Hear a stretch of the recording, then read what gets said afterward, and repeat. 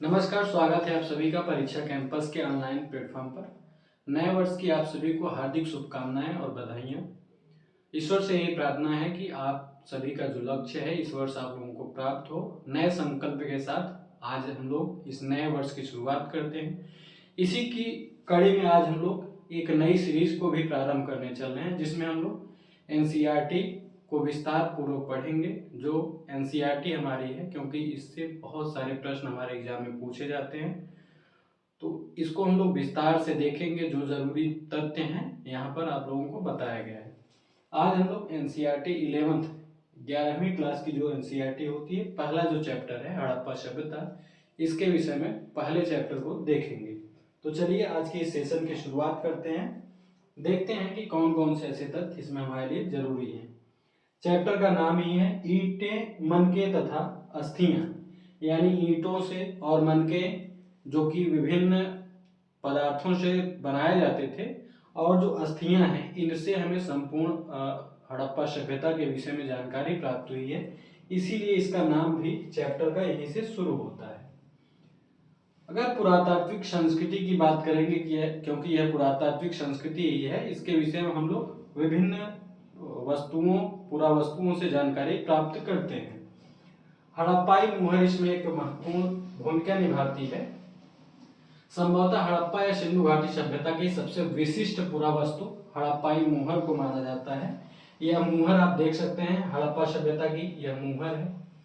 इसमें एक काल्पनिक पशु, ठीक काल्पनिक पशु का चित्रण किया गया है, जिसके आगे नाद या फिर कोई ऐसी वस्तु रखी है। और यहाँ पर आप देखोगे कई जो इतिहासकार हैं मानते हैं कि यह सांड है या फिर गाय को मानते हैं, परंतु इसमें बहुत सारे इतिहासकार इस तथ्य से क्या कहते हैं सहमत नहीं है। और इस मुहर में आप लोग मछलियों की तथा विभिन्न उनके द्वारा उपयोग किए जाने वाले वस्तुओं तथा विभिन्न प्रकार के चिन्हों को हम लोग देख सकते हैं।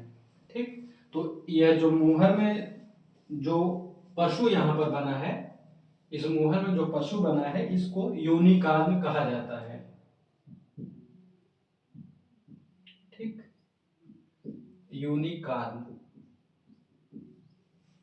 तो आप लोग इसको ध्यान में रखिएगा। इन जो मुहरे हैं, ये जो मुहरे हैं, इनके निर्माण किस वस्तुओं से हुए हैं?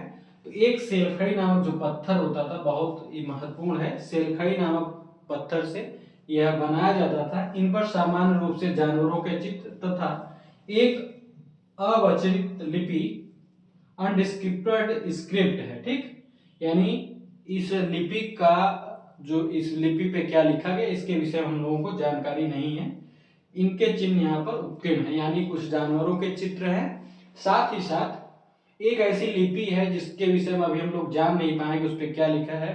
इन चिन्हों का प्रयोग इस पे किया गया है।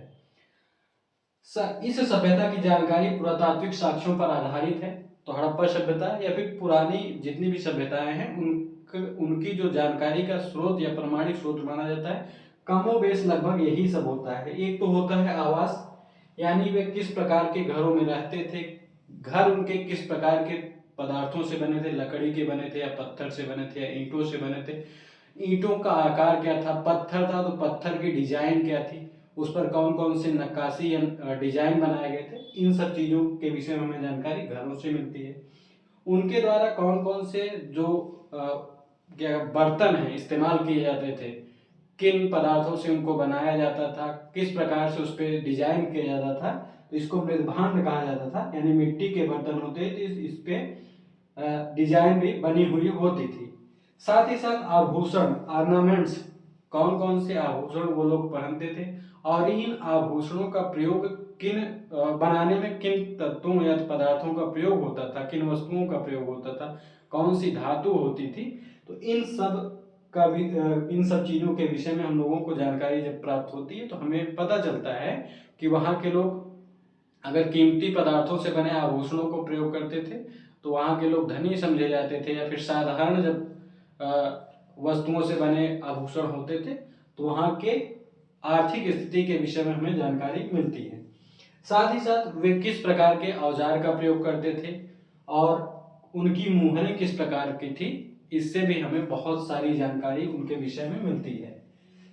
उद्देश्य क्या होता है? पुरातात्विक साक्ष्यों की व्याख्या कैसे की जाती है और समय के साथ व्याख्याएं कैसे बदलती हैं, इसे समझना है। ठीक, तो इन जो जितनी भी वस्तुएं हम लोगों ने यहाँ पे देखा है, या फिर हमारे पूर्वज या हम लोग वर्तमान समय में जिन वस्तुओं का प्रयोग करते हैं, भविष्य में कभी जब यह सभ्यता या हम लोग जब नष्ट हो जाएंगे, सभ्यता नष्ट होगी, बाद में जब कभी खुदाई होगी, तो हम लोगों के द्वारा जो वस्तुएं प्रयोग की जा रही हैं, इनकी जब जानकारी आने वाली पीढ़ियों को मिलेगी, तो हमें वे लोग बताएंगे कि हम लोग किस स्तर के जीवन यापन करते थे, साथ ही साथ किन वस्तुओं का प्रयोग करते थे। ठीक उसी प्रकार से आज हम लोग हड़प्पा सभ्यता के विषय में पढ़ते हैं। ठीक, आगे देखते हैं।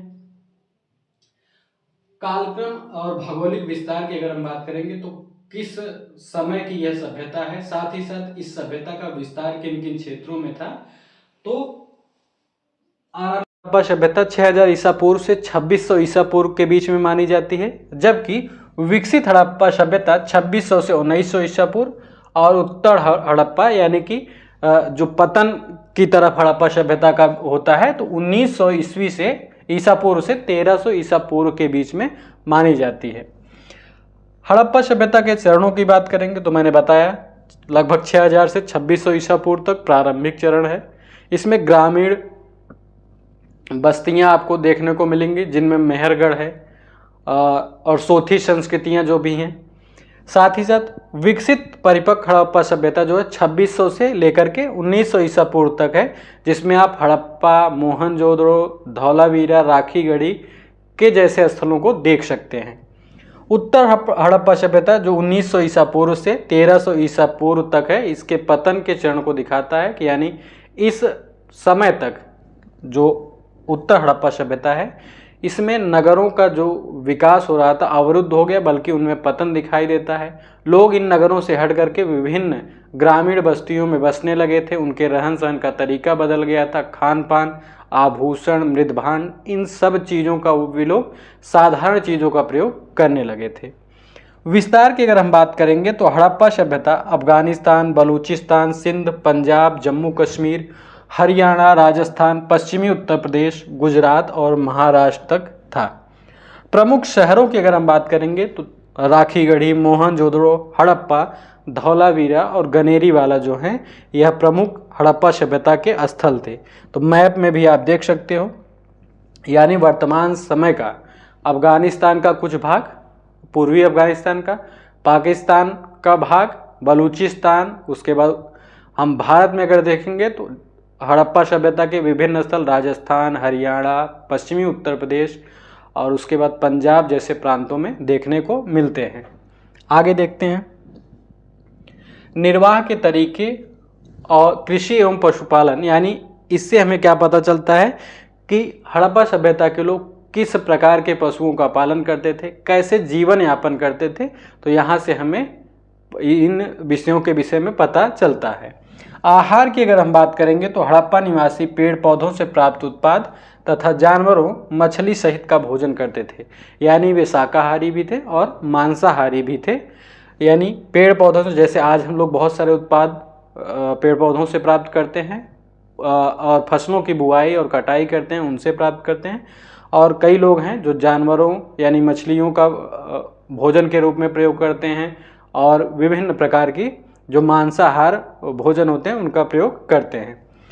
मुख्य फसलों की बात करेंगे तो हड़प्पा सभ्यता के लोग गेहूं, जौ, दाल, सफ़ेद चना और तिल तथा बाजरे के दाने जो हैं, मुख्य रूप से गेहूं, जौ, दाल, सफ़ेद चना और तिल का प्रयोग करते थे। बाजरे के दाने के कुछ साक्ष्य गुजरात से तथा चावल के साक्ष्य अपेक्षाकृत दुर्लभ मिले, यानी चावल बहुत कम मात्रा में मिलता था, कुछ ही क्षेत्रों में मिलता था, जैसे कि लोथल। ठीक, तो कुछ क्षेत्रों में मिलता था। अधिकांश जो चीज़ें हैं जैसे गेहूं, जौ, दाल, सफ़ेद चना और तिल है, यह पूरे हड़प्पा सभ्यता में देखने को मिलता है। कृषि और प्रौद्योगिकी की अगर हम बात करते हैं तो जो विभिन्न हड़प्पाई मुहरे हैं उनमें बैल और अन्य पशुओं का अंकन होता है, और बैल का अंकन बड़े पैमाने पर हुआ है। इससे हमें पता चलता है कि इस बैल का उस समय बहुत ज़्यादा महत्व था, धार्मिक महत्व भी था, और साथ ही साथ कृषि के क्षेत्र में इन बैलों की सहायता से ही खेतों की जुताई की जाती थी। ठीक, साथ ही साथ चोलिस्तान और बनावली जो है, बनावली जो कि हरियाणा में है, यहाँ से हमें मिट्टी के हल के प्रतिरूप यानी कुछ खिलौने टाइप के मिले हैं जो दिखाते हैं कि उस समय हमें जुताई में हल का प्रयोग हड़प्पा सभ्यता के लोग करते थे। कालीबंगा जो कि राजस्थान में है, यहाँ से जुते हुए खेत के साक्ष्य मिले हैं। ठीक, तो अब यह साक्ष्य महत्वपूर्ण इसलिए है कि यह जो साक्ष्य यहाँ से हमें दिखते हैं, इससे पता चलता है कि यहाँ पर एक खेत में एक साथ में 2 फसलों का बुआई किया जाता था। ठीक, तो कालीबंगा जो राजस्थान में है, यहाँ से हमें एक खेत में एक साथ में 2 फसलों के बोने के साक्ष्य मिले हैं, उगाने के साक्ष्य मिले हैं। सिंचाई की बात करते हैं तो सिंचाई के बड़े पैमाने पर सिंचाई से भी यहाँ पर क्या कहते हैं, खेतों की फसलों की बुआई की जाती थी, जिसमें सोरतुघई जो एक स्थल है अफगानिस्तान में मिला है, यहाँ से हमें नहरों के साक्ष्य मिले हैं। अधिकांश जो सिंचाई होती थी नदियों के द्वारा होती थी या फिर कुओं के द्वारा होती थी, जबकि सोरतुघई जो है यहाँ से नहरों के अवशेष मिले हैं। और धौलावीरा जो कि गुजरात में स्थित है, यहाँ से बड़े बड़े जलाशय बनाए गए थे। ठीक, तो इन जलाशयों बांध बना करके जलाशय बनाए गए थे, तालाब जो थे, इन तालाबों या जलाशयों से हमें कृषि के लिए सिंचाई की जाती थी। पशुपालन की बात करेंगे तो बहुत सारे पशुओं को हड़प्पा सभ्यता के लोग पालन करते थे, जिनमें भेड़, बकरी, भैंस और सूअर जैसे जानवरों का इनको पालतू बनाया जाता था। ठीक, तो कृषि में हमने देखा कि विभिन्न प्रकार की फसलें गेहूं, जौ, तिल, दाल और सफ़ेद चना बोया जाता था। बाजरे का साक्ष्य हमें गुजरात से मिला है। चावल के साक्ष्य बहुत कम मात्रा में, खास करके जो हमें बंदरगाह क्षेत्र जो है वहाँ से, जैसे लोथल की, यहाँ से मिले हैं। कृषि की अगर हम बात करेंगे तो बड़े पैमाने पर मोहरों में बैल के अंकन से यह पता चलता है कि जुताई में बैलों का प्रयोग होता था। और चोलिस्तान और बनावली जो स्थल है, यहाँ से हमें मिट्टी के हल के बने प्रतिरूप मिले हैं। साथ ही साथ कालीबंगा से जुते हुए खेत के साक्ष्य मिले हैं, जहाँ पर एक साथ में 2 फसलों के उगाने के साक्ष्य मिले हैं। सोरतुघई से हमें सिंचाई के लिए नहरों के प्रयोग का साक्ष्य मिला है।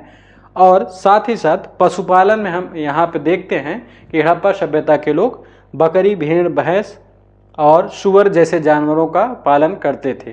ठीक, एक चीज़ यहाँ पर ध्यान में रखिएगा कि जो मुहरें हैं वहाँ पर हमें मुहरों में गाय के अंकन का साक्ष्य हमें प्राप्त अभी तक नहीं हुआ है।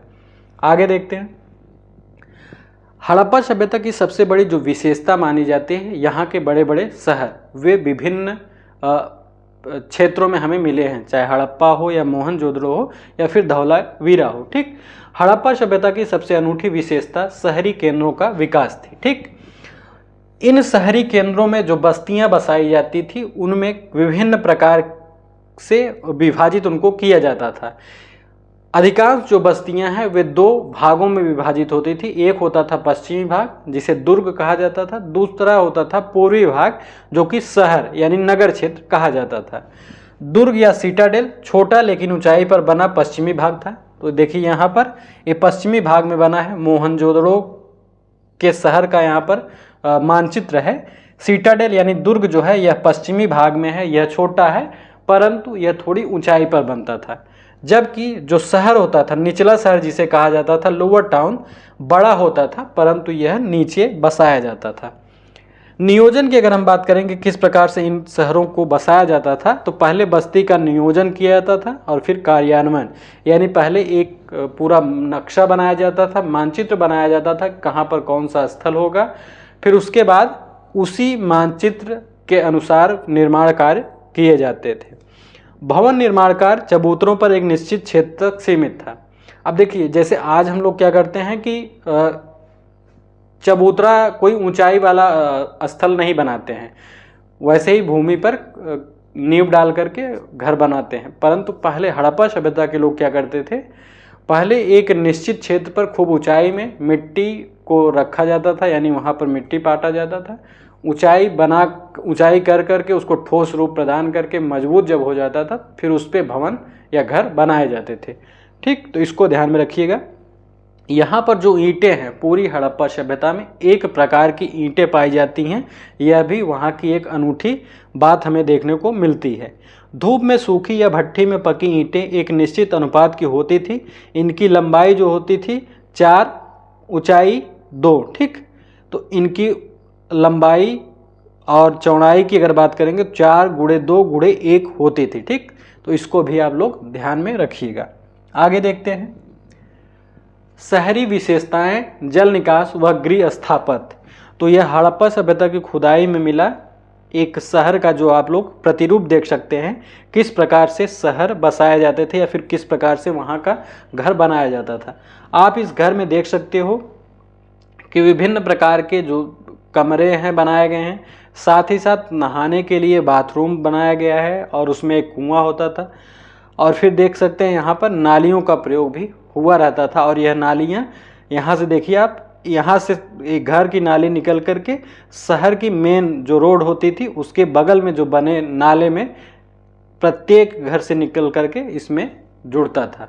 तो यहाँ पर आप देख सकते हैं। सड़कों की बात करेंगे तो सड़कें तथा गलियाँ एक ग्रिड पद्धति में बनाई गई थी और एक दूसरे को समकोण पर काटती थी। तो एक प्रकार से आप देख सकते हैं यहाँ पर बहुत ही नियोजन के माध्यम से, ठीक, बहुत ही नियोजित तरीके से शहरों को बसाया जाता था। यानी सड़कें ऐसे किसी भी तरीके से नहीं बसी थी, बल्कि उनको एक निश्चित तरीके से बनाया गया था और वे हमेशा एक दूसरे को समकोण पर काटती थी, ठीक। और यह जो होता था चौराहा जो होता था जहाँ पर यह सड़कें एक दूसरे को काट रही हैं, इसको ऑक्सफोर्ड सर्कल कहा जाता था।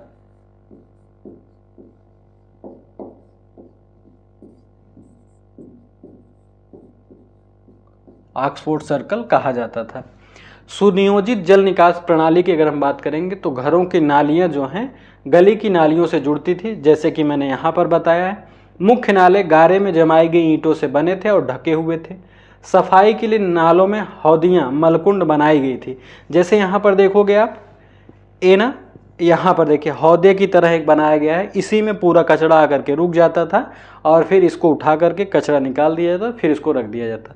ठीक इसी प्रकार से जितने भी नालियाँ बड़ी बड़ी होती थी उनमें भी इसी प्रकार के गड्ढे, हौदियाँ बनाई जाती थी, जहाँ पर जो कूड़ा करकट इकट्ठा होता था फिर उसको निकाला जाता था। गृह स्थापत्य की बात करेंगे तो घर आंगन पर केंद्रित थे, यानी जितने भी घर हड़प्पा सभ्यता में मिले हैं वहाँ पर उन घरों में आंगन जरूर होता था, जिसके चारों ओर कमरे बने होते थे।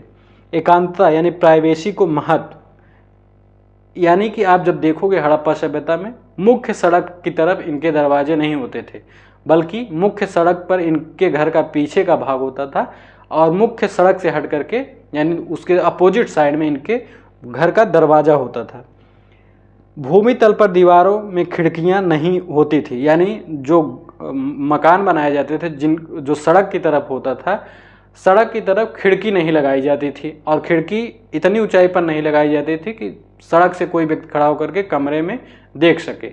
यानी भूमि तल यानी फर्स्ट फ्लोर जो होता था उस पर खिड़कियां नहीं होती थी, ऊपर वाले तल पर खिड़कियां बनाई जाती थी। हर घर में अपना ईंटों के फर्श वाला एक स्नानागार और घरों में कुएं होते थे। तो जहाँ पर आप देख सकते हो एक स्नानागार होता था और ईंटों से बने कुएं भी हर घर में पाए जाते हैं। आगे देखते हैं, दुर्ग की विशिष्ट संरचनाएं। दुर्ग पर मिली संरचनाओं का प्रयोग संभवतः विशिष्ट सार्वजनिक प्रयोजनों के लिए होता था, जैसे कि माल गोदाम, वेयर हाउस यहाँ से मिला है। एक विशाल संरचना जिसके केवल ईंटों से बने निचले हिस्से शेष हैं, ऊपरी हिस्से संभवतः लकड़ी से थे। यानी जो माल गोदाम बने होते थे वे ऊपर के तो नष्ट हो चुके हैं, क्योंकि माना जाता है कि वे लकड़ी के बने थे या फिर गिर गए होंगे किन्हीं कारणों से, और जो नीचे के हिस्से जो हमें प्राप्त हुए हैं वे ईंटों के बने हुए थे। हड़प्पा सभ्यता की सबसे विशाल जो संरचना मानी जाती है स्नानागार है। आंगन में बना एक आयताकार जलाशय, उत्तर और दक्षिण में जलाशय तक जाने के लिए सीढ़ियां हैं। ठीक, तो इसको भी आप लोग ध्यान में रखिएगा। उत्तर और दक्षिण में जाने के लिए सीढ़ियां हैं। यह जो चित्र बना है यह क्या कहते हैं प्रतिरूप है, जो कि गलत तरीके से बन गया है। इसमें चारों तरफ जो सीढ़ियां हैं, चारों तरफ सीढ़ियां नहीं होंगी, सिर्फ उत्तर और दक्षिण की तरफ सीढ़ियां हैं। ठीक, तो इसको आप लोग ध्यान में रखिएगा। उत्तर और दक्षिण की तरफ सीढ़ियां हैं, न कि चारों तरफ। और यह जो जलाशय बनाया जाता था इसको जिप्सम के गारे के प्रयोग से इसे जलबद्ध यानी वाटर टाइट, यानी इससे जो जल इसमें इकट्ठा होगा वह बाहर नहीं जा सकता है रिस करके, ठीक। तो जिप्सम के गारे का प्रयोग करके इसको बनाया जाता था। इसके प्रयोग संभवतः किसी विशेष अनुष्ठानिक स्नान के लिए किया जाता था। तो हमें यहाँ पता चलता है कि यहाँ पर प्रतिदिन कोई जाकर के शहर वाले लोग नहाते नहीं थे, ठीक। शहर के लोग डेली स्नान नहीं करते थे, बल्कि कोई त्यौहार होगा या फिर कोई बड़ी पूजा होगी उसी टाइम पर यहाँ के लोग जाकर के यहाँ पर स्नान करते थे। आगे देखते हैं। सामाजिक भिन्नताओं के विषय में अगर हम देखेंगे तो पुरातत्वविद जो है सामाजिक आर्थिक भिन्नताओं का पता लगाने के लिए कई विधियों का प्रयोग करते हैं। एक तो होता है समाधानों का अध्ययन, स्टडी ऑफ ब्यूरल्स, यानी जो विभिन्न लोगों की जो अस्थियां मिली हैं, जो कब्रें मिली हैं, वहाँ से पता चलता है कि यहाँ की सामाजिक दशा क्या थी। मृतकों को सामान्यतः गर्तों यानी पिट्स में दफनाया जाता था। कुछ कब्रों में मृदभांड और आभूषण मिले हैं जो संभवतः मृत्यु के बाद जीवन की मान्यता के संकेत देते हैं। यानी जिन कब्रों में हमें यह मिलता है कि उनमें आभूषण रखा गया हो और उनके प्रयोग की वस्तुएं रखी गई हों, तो ऐसा माना जाता है कि उस समय के लोग ऐसा मानते थे कि इन वस्तुओं को रखने से यह बाद के जीवन में इन सब वस्तुओं का प्रयोग करेंगे। तथापि हड़प्पावासी मृतकों के साथ बहुमूल्य वस्तुएं दफनाने में विश्वास नहीं करते थे। यानी हड़प्पा के लोग विलासिता की वस्तुएं या फिर जिन वस्तुओं की कीमत बहुत ज़्यादा है या फिर जो वस्तुएं बहुत दुर्लभ मात्रा में मिलती थी उनका प्रयोग ये लोग हड़प्पा के लोग मृतकों के साथ दफनाने में नहीं करते थे। विलासिता की वस्तुओं की खोज, इससे भी हमें हड़प्पा सभ्यता की सामाजिक आर्थिक स्थिति के विषय में पता चलता है। उपयोगी वस्तुओं में देखेंगे तो पत्थर या मिट्टी से बनी चक्कियाँ, मृदभांड एवं सुइयाँ, यह तो उपयोगी वस्तुएं हैं जिसका प्रयोग हड़प्पा सभ्यता के सभी लोग करते थे। परंतु कुछ ऐसी वस्तुएं थी दुर्लभ या महंगी जटिल तकनीकी से बनी वस्तुएं, जैसे फयांस, घिसी हुई रेत और रंग और चिपचिपे पदार्थ के मिश्रण से बना पदार्थ जो होता था, इसका जो पात्र बनता था, फयांस का पात्र इसे कहा जाता था। तो फयांस जो बनता था उसको घिसी हुई रेत और एक चिपचिपे पदार्थ से जोड़ करके बनाया जाता था, उसमें कुछ रंग मिलाए जाते थे। तो इससे जो बनाया पात्र होता था यह विलासिता की वस्तुओं की श्रेणी में आता था। ये केवल मोहनजोदड़ो और हड़प्पा जैसी बड़ी बस्तियों में ही मिले हैं, ठीक। सब जगह यह जो मृदभांड है, यह जो वस्तु है, हर जगह नहीं मिली है फयांस से बनी, बल्कि मोहनजोदड़ो या हड़प्पा जैसे बड़े बड़े शहरों में और उन शहरों में भी जो बड़े भवन हैं वहाँ से मिले हैं, ठीक। आगे देखते हैं। शिल्प उत्पादन केंद्र और तकनीकी की अगर हम बात करेंगे तो हड़प्पा सभ्यता में चन्हुदड़ो महत्वपूर्ण स्थल है। यह लगभग पूरी तरह से शिल्प उत्पादन में संलग्न एक छोटी 7 हेक्टेयर में बसा शहर था, ठीक। तो चन्हुदड़ो जो है इसको शिल्प उत्पादन का केंद्र माना जाता था, ठीक। तो इसको ध्यान में रखिए कि यहाँ पर विभिन्न प्रकार के सिलखड़ी के बर्तन, सिलखड़ी की मुहरें, बाँट और साथ ही साथ विभिन्न प्रकार के बर्तन, मनके बनाए जाते थे। प्रमुख शिल्पकार की बात करेंगे चन्हुदड़ो में तो मनके बनाना, शंख की कटाई, धातुकर मुहर निर्माण तथा बाट बनाना था। मनके बनाने के पदार्थों में यानी जो मनके बनाए जाते थे जिनका प्रयोग आभूषणों में होता था, किन पदार्थों से बनते थे तो कार्निलियन, जैस्पर, स्फटिक, क्वार्टज, सिलखड़ी, तांबा, कांसा, सोना, शंख, फयांस और पकी मिट्टी के पदार्थों से पकी मिट्टी से यह बनाए जाते थे। विशिष्ट केंद्र की बात करेंगे तो नागेश्वर और बालाकोट जो कि समुद्र तट के पास है, यहाँ से शंख की बनी वस्तुओं का यह केंद्र माना जाता था, ठीक। तो शंख की बनी वस्तुएं सिर्फ 2 जगहों पर, नागेश्वर और बालाकोट में बड़े पैमाने पर यहाँ पर इसका उत्पादन होता था। उत्पादन केंद्रों की पहचान पुरातत्वविद जो हैं किस प्रकार से करते हैं तो पुरातत्वविद प्रस्तर पिंड, अपूर्ण वस्तुएं, त्यागा गया माल तथा कूड़ा करकट के आधार पर पहचान करते हैं।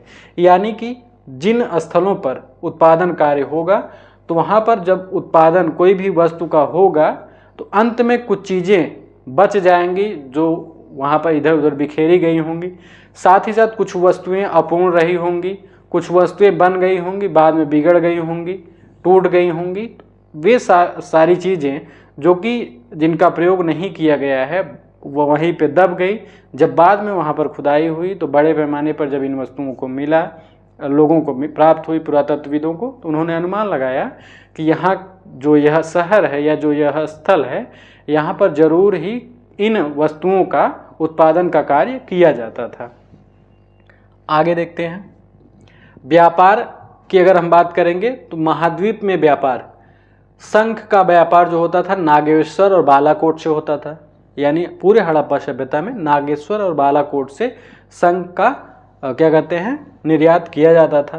लाजवर्द मणि जो है यह सोरतुघई जो कि अफगानिस्तान में है, यहाँ से आता था। तांबा जो है खेतड़ी जो कि अंचल राजस्थान में है, यहाँ से प्राप्त होता था। सोना दक्षिण भारत से आता था। सुदूर क्षेत्रों से, ये तो सिर्फ भारत की बात हो गई, यानी हड़प्पा सभ्यता की बात हो गई। हड़प्पा सभ्यता के बाहर की अगर हम बात करेंगे तो ओमान, जिसको मगन कहा जाता था उस समय, वहाँ से तांबा आयात किया जाता था। ओमानी तांबे और हड़प्पाई पुरावस्तुओं दोनों में निकिल के अंश मिले हुए हैं।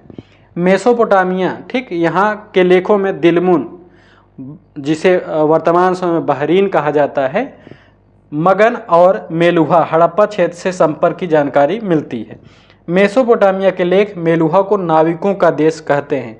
मेलुहा यानी हड़प्पा सभ्यता को नाविकों का देश कहते हैं। कहाँ के? मेसोपोटामिया में जो लेख हमें प्राप्त होते हैं। आगे देखते हैं। मुहरे, लिपि और सत्ता। तो मुहरे क्या है?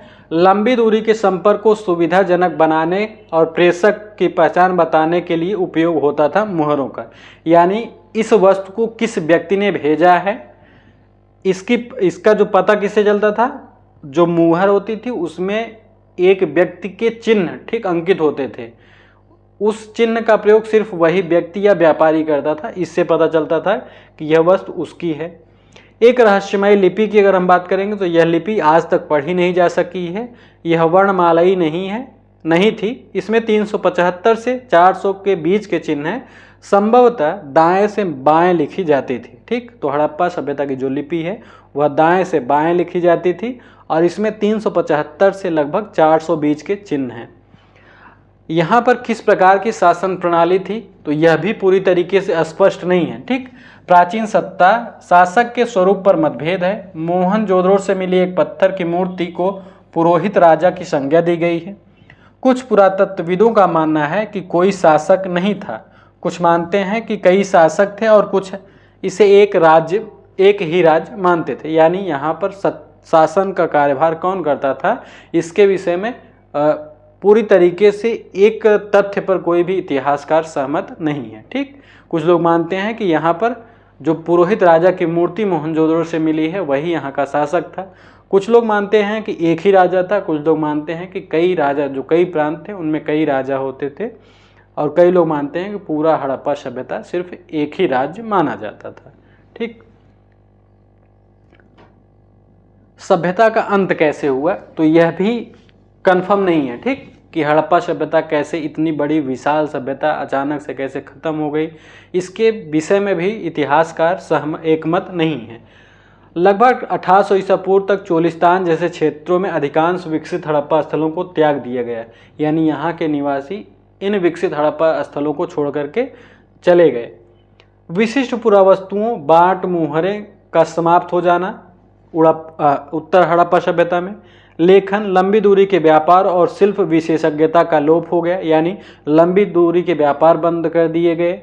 लेखन कला को भी धीरे धीरे छोड़ दिया गया और जो अच्छी क्वालिटी यानी उच्च शिल्प विशेषज्ञता थी यहाँ के लोगों की, वह भी धीरे धीरे समाप्त होने लगी। आवास निर्माण की तकनीकी में भी ह्रास हुआ। यानी जिन तकनीकी से घर बनाए जाते थे अब वे बहुत ही साधारण तकनीकी का प्रयोग करने लगे। ग्रामीण जीवन शैली का इन्होंने यहाँ पर ग्रामीण जीवन शैली से अपना जीवन यापन शुरू कर दिया। पतन के संभावित कारणों की अगर हम बात करेंगे तो कुछ इतिहासकार हैं जो मानते हैं कि जलवायु परिवर्तन, वनों की कटाई से, अत्यधिक बाढ़ या नदियों के सूख जाने या मार्ग बदलने से, भूमि का अत्यधिक उपयोग से, तीसरा संभवतः एक सुदृढ़ एकीकरण के तत्व जैसे हड़प्पाई राज्य का अंत हो गया था। ठीक, और हड़प्पाई राज्य विभिन्न छोटे छोटे प्रांतों में विभाजित हो गए थे। अब हम लोग देखेंगे महत्वपूर्ण जो अभ्यास प्रश्न हैं उसको देख लेते हैं कि इस टॉपिक से कौन कौन से प्रश्न हमारे एग्जाम में पूछे जाते हैं। पहला है, हड़प्पा सभ्यता के बाट सामान्यतः किस पत्थर के बनाए जाते थे, उनकी आकृति कैसी होती थी।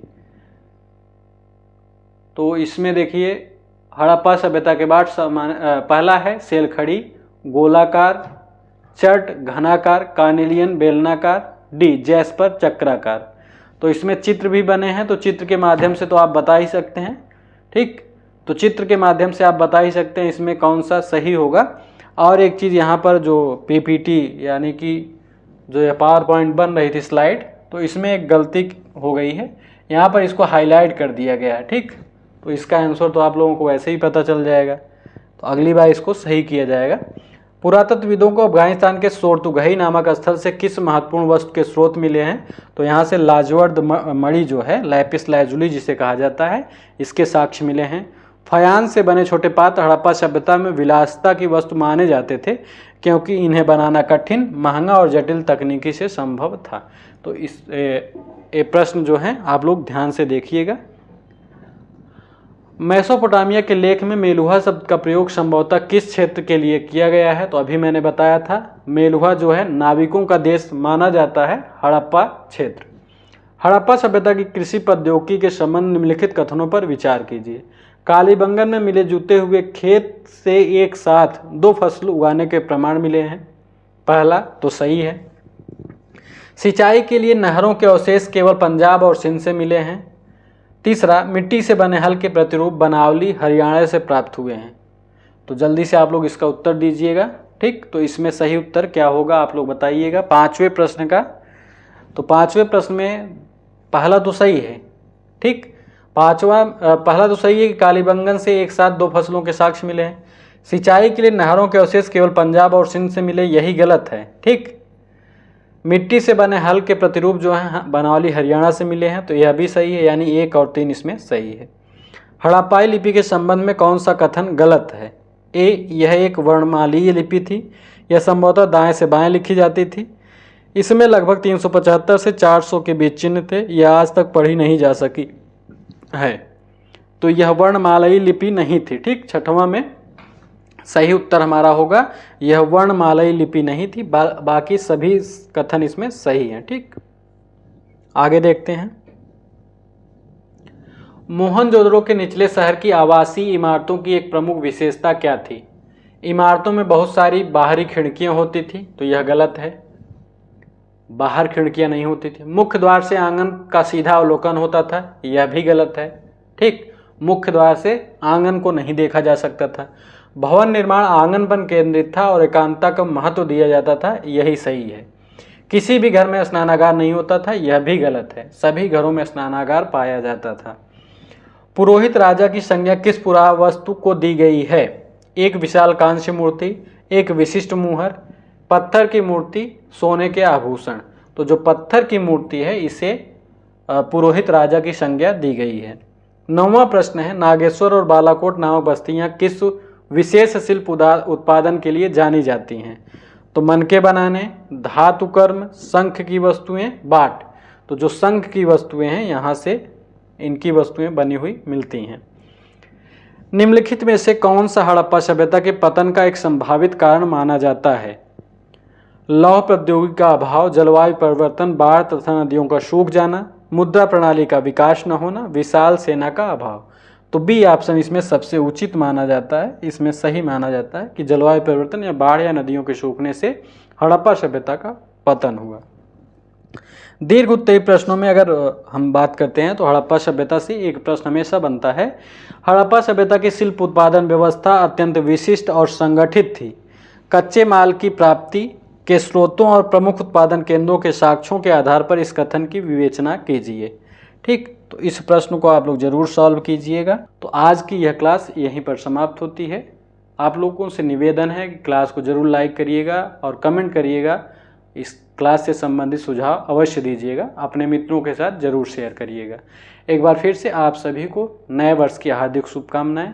मिलते हैं आपसे अगली क्लास में, तब तक के लिए धन्यवाद।